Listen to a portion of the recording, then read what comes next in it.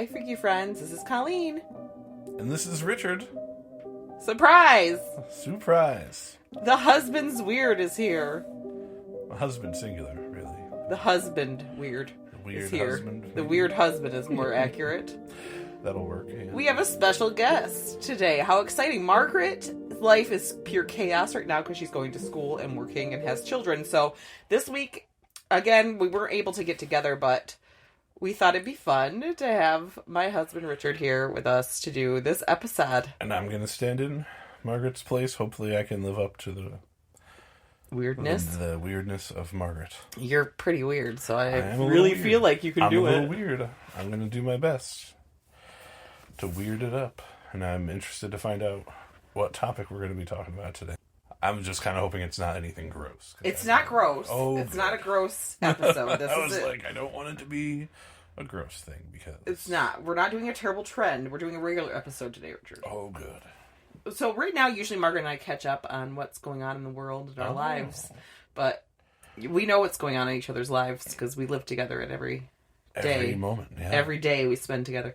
Actually, Richard works the nights and I work mornings, so we don't actually see each other all the time. No, that's true. I mean, we know what's going on, but yeah, as far as face-to-face with one another, sadly, we don't get just as much weekends. of that as I would like, yeah. Just weekends. So we have had a really low-key weekend. It's been nice, yes. And we didn't have to do anything, so that's been good. And right now we're sitting in our bedroom under blankets. Yep. We're going to record this because our dogs will drive us crazy if we were anywhere but locked up somewhere from Pretty them. much. They're relentless. They're relentless. Relentless.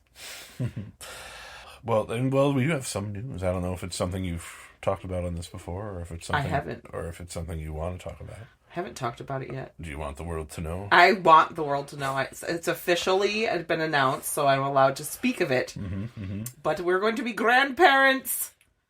Is that the news you were going to say? That is the news. Okay. That is the news I was talking about. My baby's having a baby. Yeah. We're really excited about it. They're having a little boy, Griffin, my son. He's 22, and his girlfriend, Bree, is 23, and they're having a baby. So this baby's meant to be because... A baby boy. A little baby boy, because she had the IUD and still got pregnant. So this baby's meant to be here. That's crazy. So we're really excited about it, and we did a gender reveal last weekend, and last weekend was super... That was really fun. We had a really fun time at the gender reveal party. I thought whose idea was it to do the cake pops? That was Bree's idea. Yeah, she saw it on the cake TikToks. Pops for everybody, and only one of them had the color of it. Yeah, so my friend made cake pops. I'd never heard of that before. And they were all white inside, and every person there got to be part of the revealing process, which was really cool. It was. So my nephew Max actually bit into the blue one. Yes. So that was really exciting. Yes. And he was very emotional about it. He was very excited about it. Yeah. But we're having a boy. Yeah. The due date's August 1st, so we're super excited. That's pretty cool. It also coincided with St. Patrick's Day. Yeah, so it was a St. Patrick's Day, or St. Patrick's themed gender reveal, which was perfect. So that was fun. Yeah, we had fun. Yeah. So that's our big exciting news, and I haven't shared it yet, so I'm glad that you got to share it with me on here. How exciting. I know. Take that, Margaret. You couldn't. You couldn't be a part of it, Margaret, because you're so busy. I wonder if she'll listen to this episode. She better. I think she better. Yeah. She better listen to it. She better listen to it like a bunch of times, probably. Yeah. So I guess we can go on to what the episode is today. All right. I'm not going to traumatize you, I promise. Okay, cool. So today we're going to talk about the Fox sisters. Fox as like the animal. The Fox sisters, not Fox like the animal, but their last name is Fox. The lady's last name. Right. I thought I was talking about Fox. I couldn't tell if you said sisters. Like F-O-C-K. Oh. Or F-O-X. Not Fox sisters. Fox. Like the Fox. Like the Faulkners? No. Yeah, the Faulkners. The Fox. Like the animal sisters. The Fox. Have you ever heard of the Fox sisters? I don't believe so. So they're sort of like local famous. Like in our Rochester area? Oh, okay. Yeah, they're a New York famous. Interesting. I'm not familiar. And well, it was the, mid to late 19th century, so you wouldn't have been alive. Or were you? We should probably just not talk about that. Okay. So they were three sisters, but mainly the two were the main focus of this story. But there was three sisters. These three sisters had mysterious encounters in the mid-19th century and sparked the spiritualism movement in America. And do you know what the spiritualism movement is, Richard? I mean, no. I mean, like, do you mean like ghosts and stuff? Yeah, like seances and talking to the dead. Gotcha. That was huge, and they really sparked that. And actually, right here locally, Emma Flower, who the Flower Memorial Library, she created that. Okay. It was her family's home. She donated that. She was big into spiritualism, and so were the Paddocks, who had the Paddock Mansion, which is they did a lot of spiritualism stuff. But seances and things like that, where you spoke to. In that time in America, there was a lot of death, right? Yeah. Close living quarters, sicknesses, war, all that stuff was happening, and people were dying. So people became kind of obsessed with like getting that closure. Like you couldn't text or message your loved one that was in war. Like there was no way to hear from them again. So once they were gone, that was it. There was no closure. Right. So people were kind of obsessed with ways of like getting that closure. So that makes sense. But they sparked that movement in America. So we're going to talk about their story. Interesting. What were their names? I'm going to tell you. Okay. Don't jump ahead, Jeesh. Oh, well, I mean, I just figured that would come first and we would introduce them, but that's okay. So in the 19th century America, spiritualism emerged as a powerful force, captivating the imagination of those who sought communication with their lost loved ones. The Fox sisters were not merely mediums, they were a catalyst to the movement in general. So their names were Margarita and Katharina, but they went by Maggie and Katie. Maggie and Kate. They were youngest of 6 siblings born to Margaret Fox and her husband John Fox, who was a blacksmith. They were born in Prince Edward's County in Ontario, Canada. And in December of 1847, the family moved into a rented house in Hydesville, New York, which is about 30 miles from Rochester. Okay. So practically our neighbors. Right. Now, where this all begins, let me set the scene. Please. It's winter of 1847 to 1848. 15-year-old Maggie and her younger sister Katie, who was 11 and a half, came up with this little prank. But in doing so, they unknowingly set the wheels of history in motion. Just by this little prank that they decided to do when they were 15 and 11 years old. So, who was the target of their prank, do you think? Mom. Yes, of course, Mother. Margaret Fox. I did not know that, I mean, Mom's fun to prank, right? Right. I know Griffin liked to prank me, so why not? In an attempt to playfully frighten her, the sisters devised a clever scheme to create eerie sounds that would echo through the farmhouse at night. They want to startle their mom. They thought it'd be funny. They were bored. So they came up with this trick where they used apples and strings to create footsteps on the staircase. So they were like making that noise of feet. Right. Now, Margaret the mother described the first disturbances. The first night, this is Mom, Margaret speaking. Right. The first night that we heard the rapping, we all got up and lit a candle and searched all over the house. Now, mind you, there was older siblings in the home, too. The noise continued while we were hunting, and we heard near the same place all the time. It was not very loud, yet it produced a jar of the bedsteads and chairs that could be felt by placing our hands on the chair, or while we were in bed. It was a feeling of tremulous motion. Tremulous. Yeah, more than a sudden jar. That's a good word. Yeah. So as time went on, Maggie and Katie perfected their prank and trick because they were like, okay, we're really getting these people. This is fun. They evolved beyond the strings and apples, right? They were like, we gotta get this better. So according to a later interview with Maggie, the sisters learned to produce popping, cracking, and thumping sounds independently. Goodness. It's claimed that the eerie sounds came from manipulating their toes, popping their knuckles, and snapping the big and second toe. Doesn't sound like fun to me. Man, ouch. I know. My toes will occasionally crack and pop. I know, but I don't think I could make them. Pleasant, they must have really practiced this. They reached a point where they could perform the trick in stocking feet and even while wearing shoes. As they continued their performances, the allegedly loud and unsettling noises woke their mother from her sleep. Again, their mother was a superstitious lady to begin with, so their prank made her believe that this house is fucking haunted, which I think I probably would at this point too. I'm not even going to make fun of Mom. Well, I'm sure were they in on it? It was just the two. It was just the two youngest, and at this point, I think a lot of the siblings had been moved out because they were the youngest of six, so they were. If they were 15 and 11, the other ones were probably later teens, and at that point, they're probably get the fuck out. You're old. Go get married or something. They didn't really talk about who was living in the house, other than Mom and Dad for sure. Obviously, were there. Maggie and Katie Fox decided they were going to do their final performance, a séance. We're going to do because they've heard of the séances, and they were like, we're gonna do this big performance for Mom. We're gonna end it. We had our fun and to exercise the demons. Yeah. On the evening of March 31st, 1848, as darkness settled over the Fox household, the two sisters initiated a sequence of rapping sounds, which caused their mother to get out of bed and search the home for the source of the rappings. And sure enough, she ended in her daughter's bedroom, where Katie says, "Mr. Splitfoot, do as I do." And she snapped her fingers, same as the noises they had heard. To the amazement of their mother, the appropriate raps echoed in response. So she did snaps, the sounds came back. Maggie, seizing the moment, clapped her hands 4 times, commanding the ghost to do the same, and sure enough, 4 raps sounded in the room. In a seamless exchange of gestures and raps, the sisters continued their communication with the ghosts. Katie made a soundless finger snaps gesture, just a gesture, and in turn met with a series of mysterious raps. So Mom was like, whoa! To their mother, it appeared as if the sisters could speak to the spirit world. She's like, what?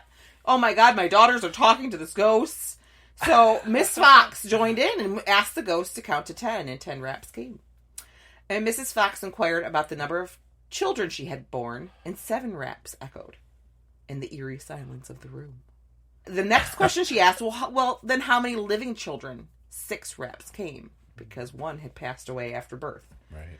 She then asked the ages of her offspring, and to her amazement, each one was accurately rapped out. She wanted to understand why the spirit was in the house, and asked if he was injured to rap twice. And that happened. And when she asked about the identity of the ghost, Maggie and Katie concocted a response describing the spirit, I don't know how they did this, as a 31-year-old married man deceased for 2 years and the father of 5.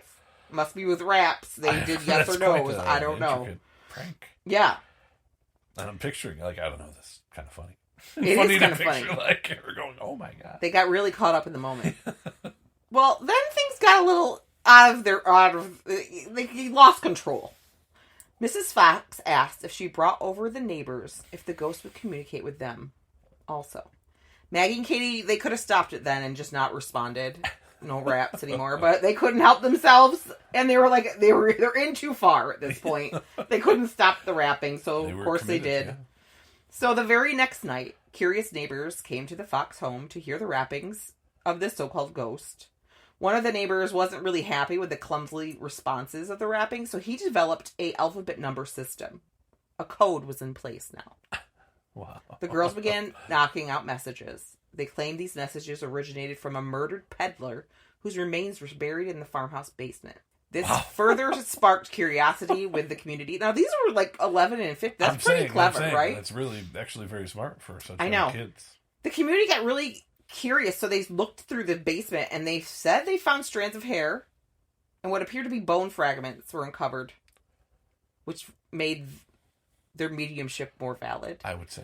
I mean, this could be, strange, in a basement, hair fragments, some bones. It could have been like the cat's, it could have been a dead cat. Who knows? Yeah. We don't know if they were human bones. They're just bone fragments and hair fragments. Right, but that was enough. That was enough. People were like, oh, these girls are legit. Oh my goodness. Yeah. So rumors about the alleged hauntings at the Hydesville home continued to spread throughout the countryside, and before long, the Fox farmhouse was overrun by visitors eager to witness Maggie and Katie assume their roles as mediums.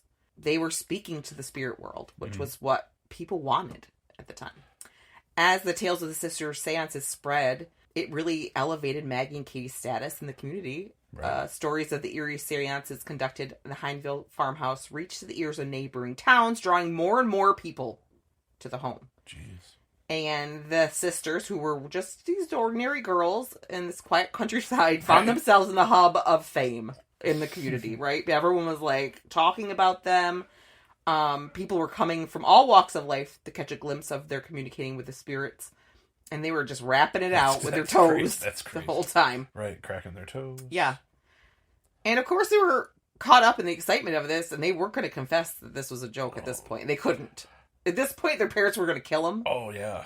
They were going to be a joke with the community. They couldn't ever tell. Yeah, they had to be all in from here on in. Yeah, there's no way you're getting out of this now Also, I feel unscathed. Like they're kind of lucky, too, because, like, they could have been branded as witches or something. Well, or, like, you know what I mean? Look, I mean, not by their mother, but who knows? Like, surrounding people. It does happen as time goes on. Someone's going to be like, evil. Yeah. Drown the witches.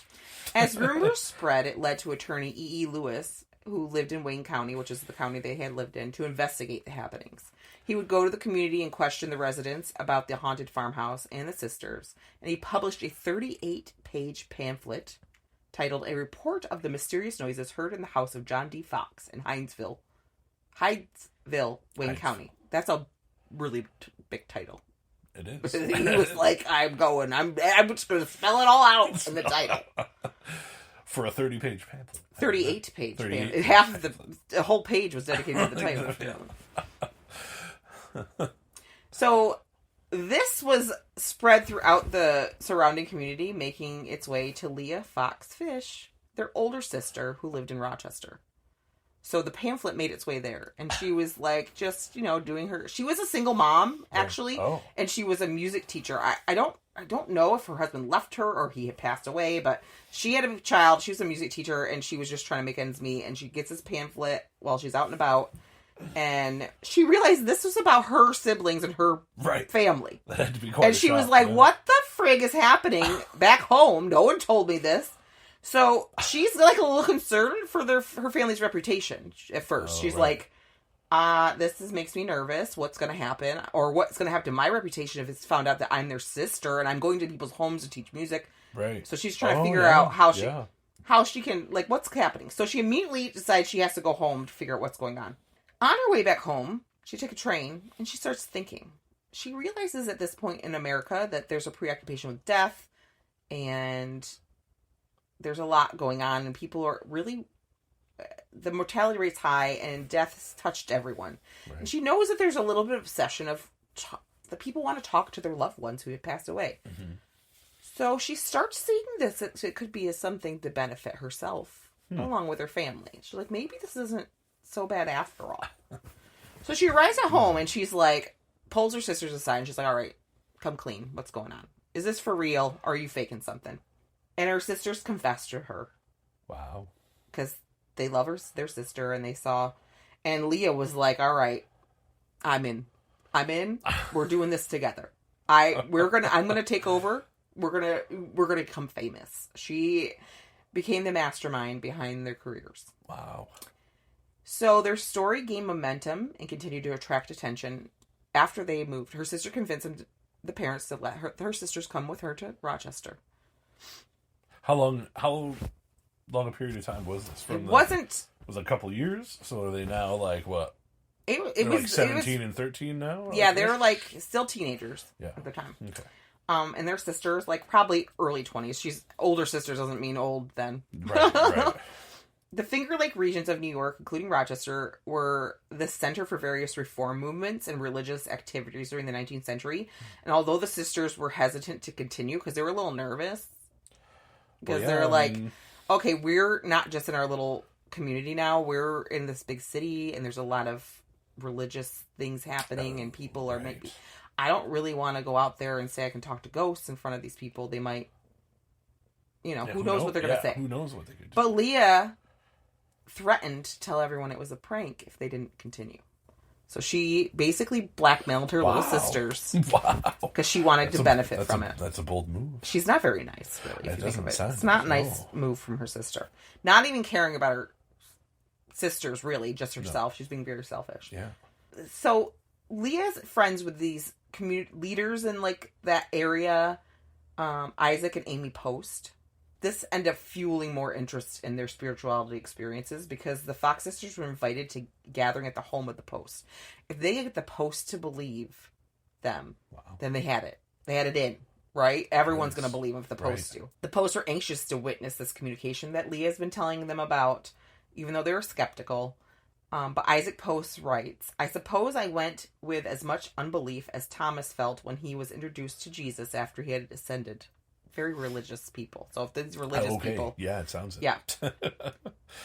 But he was swayed by the very distinct thumps under the floor and several apparent answers when Maggie and Katie, through rappings, conveyed messages that were not only detailed but profoundly personal, and Leah Fox acted as the conduit translating these messages from the Post child who had passed away. So the icky, right? Yucky. Yeah. So the Post lost a child, which it happened a lot in that time period. Then, Kids, didn't make it to adulthood. Yeah. So these messages were apparently from their deceased child, which made them. They were very profound and personal messages. So they made them believe. Right. However, Leah knew this family, probably knew a lot to be able to say that she. Right. She basically took advantage of the situation. She used her knowledge of them to pull the wool over their eyes. Yeah, so but with the Posts saying they're legit, everyone started believing it. So they started to gain more fame, and their seances became sought-after events with requests pouring in. Sometimes Maggie alone did them, and Katie alone, or both together, but Leah always presided over them to make sure that it went the way it was supposed to go.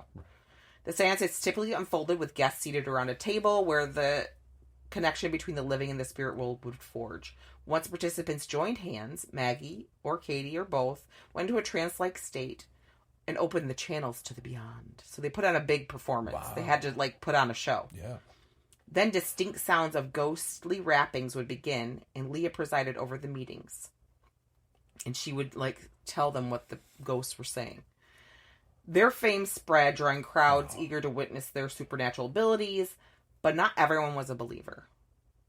Why would, of course. Always have naysayers. Always have naysayers. In fact, Maggie in particular became a target of a terrifying abuse, and those who doubted the authenticity, I can't say words, of their spiritual claims. You nailed it. In Troy, New York, Maggie faced an attempted kidnapping, even, from a group of men who were offended by what the sisters were doing and sought to silence them. So they're like, we're going to kill her, I guess? I don't know what they planned on doing, but they really were threatened by these young girls. I know it. Wow. Yeah. Yeah, I guess they probably were going to kill her. Well, why else would you? Silence her? Yeah. Silence. Thankfully, they didn't get their hands on her. They weren't able to do it. But the sisters who initially began this whole thing as a prank, just for fun, found themselves in the midst of a spectacle they couldn't control. It was out of control. So this led them to booking the Corinthian Hall, which was the largest auditorium in Rochester, on November 14th, 1949. So this is just a year has passed since they started this. Jeez. And it's like wildfire. The Corinthian Hall appearance marked a crucial juncture in the rise of spiritualism in general. This is where people from not just this area started, because it became huge news. Oh, wow. So the spiritualism itself starts spreading across the country at this point. Maggie and Katie took the stage to showcase their abilities to communicate with the spirit world through their rappings before a paying crowd of 400 people. So that was probably pretty huge. Yeah. Representative of local churches viewing the event as fraudulent or even heretical. Is that how you say it? Yes, heretical. It's like heretic. Yeah. They show up because they want to see what's happening and they want to prove it as wrong. So a lot of the crowd are people that are not supportive and probably dangerous to these girls. I would say. However, to the disappointment of them, Maggie and her sister flawlessly performed their roles, leaving the crowd in a state of confusion. Like, what the fuck just happened? How did this happen? People are watching like hawks to find something to prove it. Right. Now, skepticism intensifies on the second night when, at the insistence of a local newspaper, a committee of Rochester elite take the stage to scrutinize it. They're watching. They're on stage with the girls. To the dismay of the crowd, who's there to prove that this is not real. Right. The committee fails to detect any fraud and further fueling the audience frustration. Now they're really pissed. They're like, this isn't real. This can't be real. These girls are frauds. Wow. We got to figure out what's happening. Do you know, is there any information on how they were pulling that off with people right in front of them? I mean, still they're just doing the cracking with the cracking of their toes and their shoes. No one could figure it out. As the demonstration, a final night happens and chaos ensues. People are pissed. All these religious fanatics are there, like these leaders and stuff, right. And they want to silence these girls because this is like they're threatened by them. That was my immediate first thought when you told. As soon as you told, I'm like, oh, someone's not going to like this. Stagehands discover a barrel of warm tar smuggled into the venue, which is a sign that they were about to tar and feather these girls, which was a thing they did then to shame people, right? The committee members admitted their inability to explain what was happening. We don't know where these sounds are coming from. People got real pissed. Thankfully, the stagehands found the tar and stopped that from happening, but they had fireworks and started throwing them at the girls, and they were able to smuggle them out of the theater and escape the angry mob. Wow. So they have an angry mob after them. And their sister, Leah, doesn't give a shit. Because she's making money on it. Making a lot of money. She doesn't care how dangerous this is becoming for her sisters. And she really is kind of she's part of it, but she isn't the one having the communication come through her. Mm-hmm. So people are mad at her because she's not the one getting the messages. She's just there, she's like their manager. Yeah, I bet too, though, because I mean, with everyone being so angry about it, I bet that probably also increase the fame of it. Like, it would spread even further. Yeah, more and more no publicity is bad, right? And they're even more and more in demand now. Exactly. This actually solidifies their reputation as mediums, and which almost being which tarred really and feathered. Which it shaped the trajectory of spiritualism, like from there on out. Like it legitimized it in people's eyes, whether the sisters were real or not. It spread.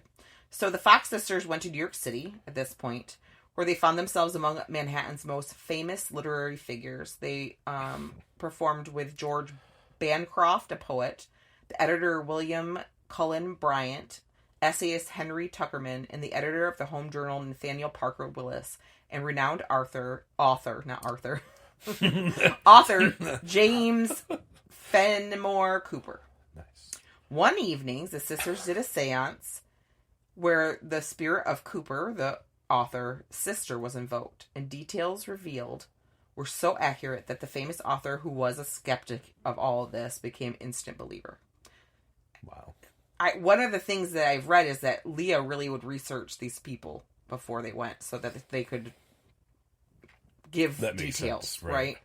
Now, newspapers at the time that once accused the sisters of deception began to retract their comments. They're like, okay, if these famous people are saying this is legitimate, then maybe we're wrong. Even the New York Herald acknowledged that the ladies were, in every case, incapable of intentional deception. Like, they saw them as innocent young girls. Right. So they couldn't imagine them doing anything like deceiving of people. Right. They became known as the Rochester Rappers. And now this is before rapping was a thing, so they were the rappers. They were way ahead of their time. It became like a spiritual telegraph at the time. Right. They had a code, they had a system. So the sisters, once the center of attention in Rochester, now became a traveling sensation, capturing the curiosity and intrigue of people all corners of the United States. Wow. They're just traveling all over the place. Does mom have an issue with this? Mom's just like, all right. Yeah, she didn't care. Her daughters are famous. They don't really talk about the family after this point. You don't know what happens to the parents. I'm just curious. They're just disappeared. Everything. I never heard one more thing about them. Wow. Now we're in 1851, and spiritualism has taken a firm hold, but they're still skeptics. Obviously, the churches don't like this. Well, no, because they're threatened by it. Mm-hmm. That these girls have this ability, almost godlike ability, which takes their connection, especially if you think of pastors and priests and stuff, their connection, they're the ones that have the connection to the other spiritual world, right? And these young girls are doing it, that's just hurting them a little bit. Stepping on their toes. Reverend C. Chauncey Burr wrote in the New York Tribune, threw a new perspective into the mix. He claims the sisters' ability to produce the loud sounds during the seances could be explained by nothing more than cracking joints. So he starts to think that they're cracking some joints here. He's the first one to start saying it. According to Burr, these sounds were so loud that they could be heard in a large hall. In the same year, investigation, the University of Buffalo actually took a challenge to scrutinize the sisters. So the Lincoln colleges now are like... Wow. And this is probably more of a scientific side of the community, saying that there's always an explanation for things. They added another layer to the skepticism. The raps they asserted were produced by cracking joints. They are like, that's the sound of joints cracking. Like I'm doing it right now because I talk about it. I have to crack my fingers. Have to crack them. Which fuels the skeptics' theories that they're a hoax, right? So in the church is like that because they're like, oh yeah, let's just get rid of their credibility. Especially if it's infringing upon their stuff. In 1857, the Boston Courier, a prominent newspaper at the time, after the University of Buffalo had, done that study, they said they put out a challenge. $500 was offered to any medium who could demonstrate a paranormal ability to the committee assembled for the very purpose. The Fox sisters were like, well, we're going to enter this. I'm sure Leah had a lot to say. I'm sure. Part of that. To prove themselves. And the committee was formed. $500 back then was like... a lot. I don't know what it is in today's terms, but it's probably a lot of money. I'd say in the thousands, probably. I'm sure. To extrapolate it. So the Fox sisters decide to take on the challenge, and a committee is formed, including a skilled magician, John Wyman. He was tasked to investigate the authenticity of the sisters. As the sisters attempt to showcase their paranormal skills, the committee closely observes every movement, every sound. After careful examination, conclusion is reached that they're not supernatural origin, and rather from feet movements. They notice their feet are moving. Right. I'm sure, like a lot of times before this, they have a table with a long tablecloth, and they have long dresses on, and you're not seeing those things. And I think they made them not have those things. Probably, yeah. And there was actually said that it's sad because these girls are young. They actually made them take their clothes off to show that there was nothing underneath their clothes before they did it. So, I mean, all these men, and then they're all men as part of this thing, so it's kind of icky. That is kind of icky. And, they're young and impressionable, and their sister was they were like puppets in their sister's plan. Sure. So it's just sad, she was really, definitely taking advantage of them and them other people. She was pimping them out, yeah. So this became kind of a turning point in their public perception of them themselves. However, there are still firm believers in the sisters, and they continue to tour and do seances. But this became a heavy burden to them. It's dangerous for them to be doing this still. Yeah. They're trapped in a cycle of unpredictability, and that swing of people adoring them, and then those critics in the public and in the church and the colleges now, and men of science, and they're all coming at them. And even just random people, and back then things were really, really religious too. So I'm sure they had lots of pockets of people that really disliked them. Yeah. In 1852, actually, Maggie fell in love with a man named Elisha Kane, an Arctic explorer. And she actually, in letters written to him, told him that it was fake. And he wanted her out. He was worried for her. Right. So to be a better wife to him, she left. She said, I can't do this anymore. And she went with her husband. The older one. Maggie, yeah. Kate, however, was still with her sister, Leah, and continued to do all by herself, seances by herself. However, tragedy struck and Kane died unexpectedly, and Margaret had to return to her profession with her sisters. No. Yeah. So she got away briefly, but ended up getting back into it. That's too bad. They struggled with the pressure of fame, and Maggie was horribly depressed with the death of her husband. She was madly in love, and he was a good man. He died. So that they both started drinking to deal with what's going on. And the older they got, the more they began to resent Leah and the control she had over their career. I could see that. She didn't really do. She benefited from it and didn't get any of the bad stuff, basically. And she actually ended up writing a book about it and making money off it. And the girls really resented her because, they were the ones like, they're the ones getting all the criticism, and they're the ones getting all this stuff. Right. And Leah really wanted to be she wanted to be famous in that world, Right. but she didn't have the skill. She couldn't do it. Right. So she couldn't actually grip the hold of the fame. So 30 years, I think it's 30. Wait, no, 40 years they did this. Goodness. And they continued to tour and to make money, and That's just crazy. Yeah. So, but in 1888, the sisters, tired and resenting Leah, shocked the world with a confession. Margaret revealed that their eerie rappings, which had propelled them to fame, were actually produced by simple toe joint cracking techniques. They wrote a letter to the New York Tribune, I think it was. Wow. Or the New York Herald. They finally had enough of their sister. Yeah.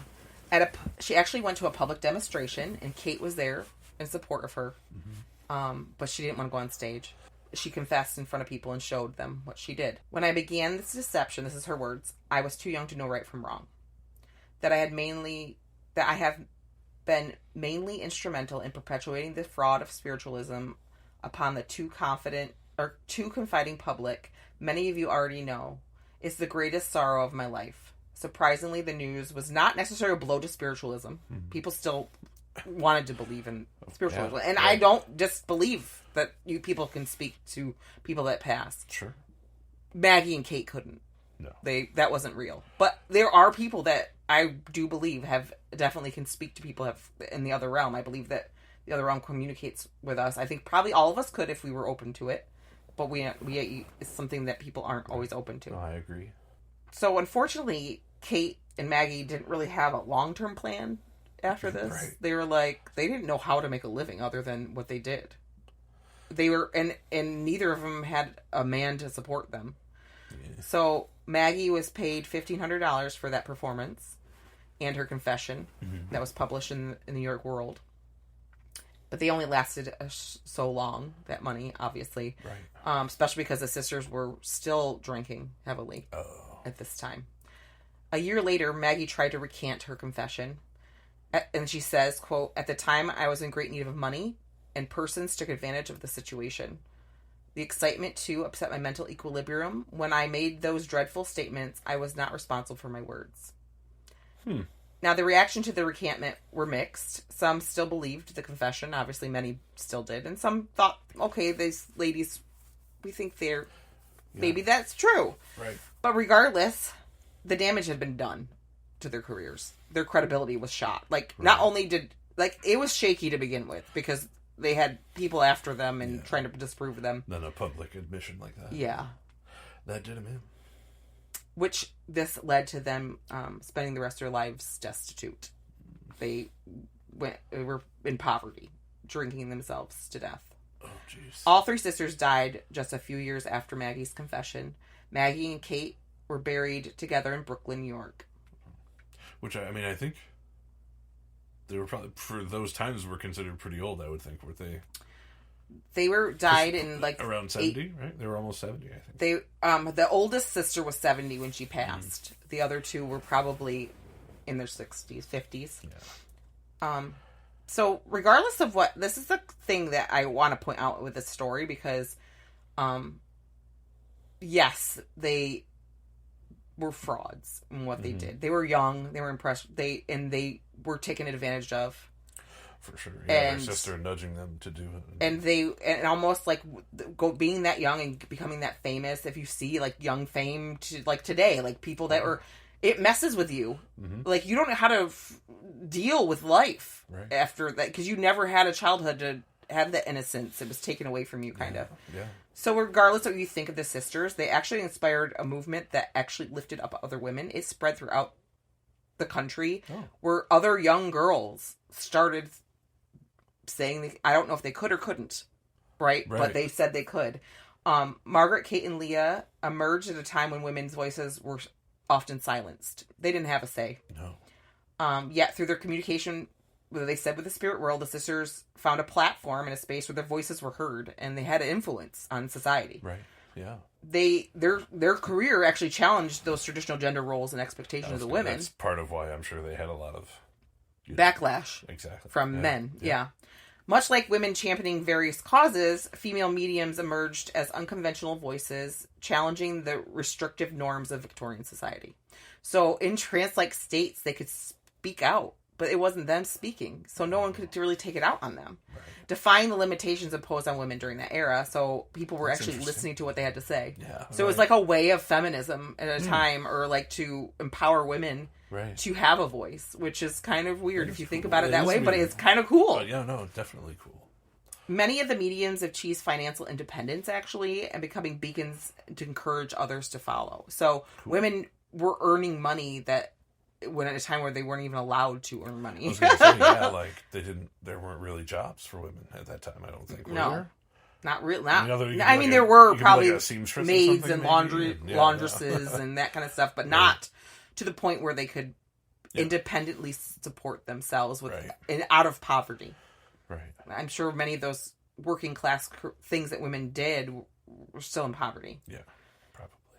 And the value of spiritualism naturally aligned with the principle of equality and justice and individual autonomy. So it fostered, it helped challenge the status quo at the time, and it helped foster like the empowerment and activism for women's rights in a different kind of way. It did give women some autonomy and a voice. So mediums with their unconventional voices acted as conduits for change, promoting a vision of a more inclusive and just society.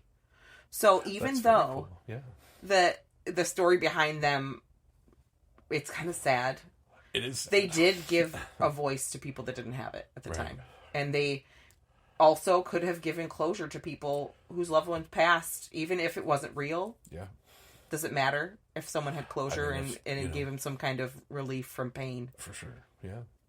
I mean, if it was real to them and it Yeah. helped them, then And it helped them. Then it helped. So, regardless. I mean, the sister, I think, is the a older, bad the older person. sister, Yeah, she's she's icky. she's kind of a bitch. Yeah, she took advantage of her sister. And she, like, took advantage of people. Like, her sisters Yeah. didn't even know better. You know what I mean? At Not the time. really. They're like, oh, we're just doing this fun thing, And then it got out of control. And then her sister, like, blackmailed them, even though they wanted to stop. There was a time, actually, where they did a show, and they set against their sister's wishes, and they made the spirits say that this was the last thing they were going to communicate with them. And it went on for 2 weeks. They refused to perform, to the point where they had no food left. And they were struggling, and they didn't. And her sister again threatened them, and said that they would be arrested, and all these things would happen to them. I mean, they're kind of lucky that they weren't. They're kind of lucky that they made it to the age they did, and the time it was. And even now, I mean, people, a powerful woman, and to this day and age, even now, is a threat to society, a threat to the way things are, and people try to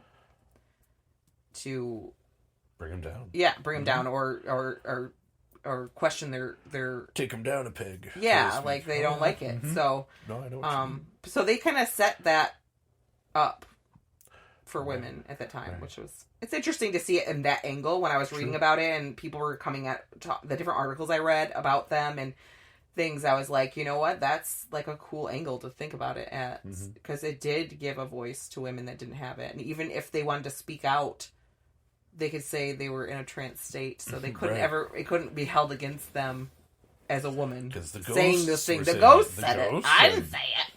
The ghost said it. The ghost said President so-and-so is a jackass. Exactly. It wasn't me. It wasn't me. God. It was. So that's the story of the Fox sisters. That's fascinating. It was cool, wasn't it? Yeah, it is. You know where I found this originally? Where? When we did the ghost stories at the museum. Oh, the museum. Remember we went to the museum for the ghost story night? Oh, yeah. And they had the funeral stuff all around. Right. They had a whole thing about the Fox sisters and the spiritualism movement Interesting. on the wall. And I was like, I'm doing an episode on them sometime. And then I just started doing it. So that's cool. Yeah, that was a fun night. That was fun. If you haven't listened to that episode, you go back and listen to it. It was a ghost story episode. Really, and it's like cool local stories. people sharing their own personal experiences, which was really cool. And Margaret and I actually are hoping to do another one of those nights, but we're going to do it at the Wellness Cottage. Oh, there you go. And we're going to invite people to come and share their ghost stories, and you can be on the podcast and share your own stories there too. That'd be great. Another thing, speaking of the Wellness Cottage, we're actually the Cousins Weird are going to be at they're having a metaphysical fair, and we were invited to be a part of that. Yeah. So we'll be there. To be clear, Colleen and I are not cousins. So we're just gonna. No, we aren't. We're not related. Just to be clear, I feel like maybe we should have clarified that in the beginning, but yeah, I said you were the husband. I know, but I'm just putting it out there. I mean, we do live in the North Country, but we're not now, that far. like, who knows? This episode could blow up. We don't want people to think. If you didn't hear the first part, Margaret, my cousin, Richard, my husband, weird, yes. is filling in for my cousin today for this episode. That'd be terrible if people thought we were cousins and married. Ew. And then we would start having people picketing outside. Yes. The church would come for us next. That's right. So, that's the episode. That was fun. Save the date for, I think it's May 11th, is the Metaphysical Fair at the Wellness Cottage. We shared it on our Facebook page. You want to make sure you're following us on Facebook and Instagram. And you and Margaret are doing you're going to do a live podcast from there? We're just going to be there at the event. Oh, okay. So you can come see us. We'll have maybe some stickers signing to hand autographs out. Signing autographs, because we have such a people just wanting our signature. We might have some stickers. We usually do a little fortune draw where you can draw your fortune from us. Are you tarot? Are you going to do the tarot thing? No, it's there. We just make fortunes and give people. It's a message that you need to hear. I know. I remember we did that, or you guys did that at the con. Yeah, don't say we, because people don't think we're cousins. Again, that's where that's why I said you guys. Because, yeah. We did that at AnchorCon, and it was fun. People really liked it, so we're going to probably do that again. So make sure you're following us on Facebook and Instagram. That actually really was kind of crazy how many people read it and were like, random. I just fortune wrote out a bunch of cookie-esque different stuff. Yeah, but I tried to put some intention in them. Sure. Like, they were more like affirmations for people. And most people, they read it and they were just like, wow, I didn't hear that. They're like, what the hell? Yeah, like it hit them. Surprisingly spot on. Right. So, again, I'll say, follow us on Instagram and on the Facebooks, The Cousins Weird Podcast. We always share pictures from our episodes, so you'll see pictures of the Fox sisters in their home near Rochester, and maybe a picture of me in there. We'll throw a picture of Richard in there just so you can for posterity. have a frame of reference. Is that the word I'm thinking we of? don't have to do Posterity? that. Posterity? Posterity. I'm not good at words. No. And you can send us a message on Facebook and Instagram, or you can email us at thecousinsweird@gmail.com, which is weird for me to say this, and Margaret always says that part. Send us if you have haunted stories you want us to share on the podcast, let us know. Or if you have an episode you want us to do on, like a haunting or a weird history or a crazy trend, send us an email. Right, Richard? Yeah, to the Gmail email. I hope our dog's barking in the background isn't. I'm sure you're hearing that. That one had to come through. That was pretty loud. That was loud. So, what else did I want to say? Oh, best way to support our podcast is to leave reviews, rate us. Well, that too.